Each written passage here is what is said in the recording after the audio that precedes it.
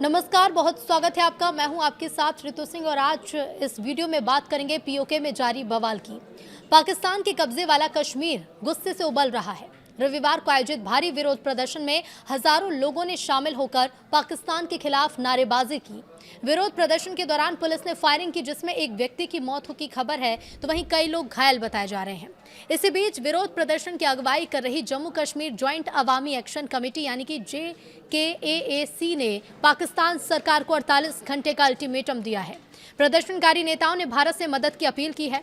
पाकिस्तान के खिलाफ final ultimatum committee ने यह चेतावनी दी है कि अगर उनकी मांगों को नहीं माना गया तो 9 जुलाई को जबरदस्त और निर्णायक कदम उठाया जाएगा। एक बयान में कमेटी ने कहा कि सभी मांगे पूरी होने तक धरना प्रदर्शन यूं ही जारी रहेगा। कमेटी ने पीओके के लोगों के साथ ही विदेशों में रह रहे कश्मीरियों से भी अपील की है कि वो 9 जुलाई को होने वाले प्रस्तावित प्रदर्शन में शामिल हों।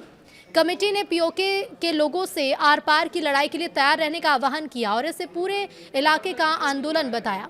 इसके साथ ही पीओके में पाकिस्तान के दमन को देखने के लिए इस्लामिक सहयोग संगठन यानी OIC, संयुक्त राष्ट्र, अंतर्राष्ट्रीय मीडिया और दुनिया भर के मानवाधिकार संगठनों को भी 9 जुलाई को पीओके का दौरा करने का आमंत्रण दिया है।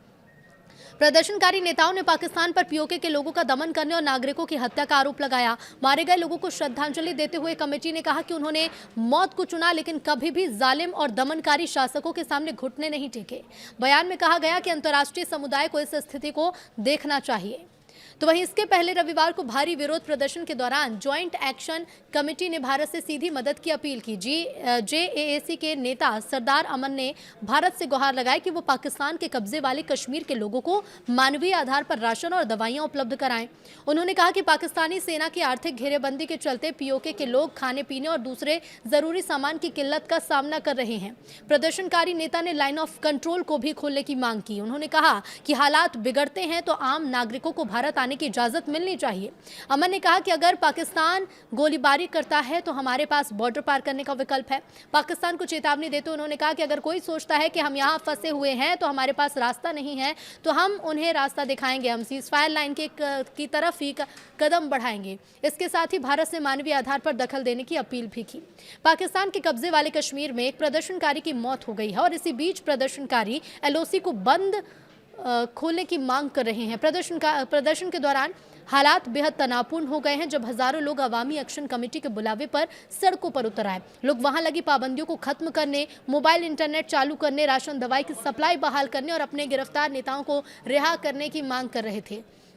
इधर पाकिस्तान के अवैध कब्जे वाले कश्मीर से वीडियो सामने आया जिसमें JAAC कमेटी के सदस्य सरदार अमन ने कहा कि सेना ने कई इलाकों में राशन और दवाइयों की सप्लाई भी रोक दी है। इससे लोगों के सामने खाने और इलाज का गंभीर संकट खड़ा हो गया है। हालात से परेशान प्रदर्शनकारियों ने भारत और जम्मू कश्मीर के लोगों से मदद की गुहार लगाई है। तो वहीं गुस्साए प्रदर्शनकारियों ने कहा कि अगर हालात नहीं सुधरे तो वो सीजफायर लाइन पार कर भारत की ओर आने के लिए भी तैयार है।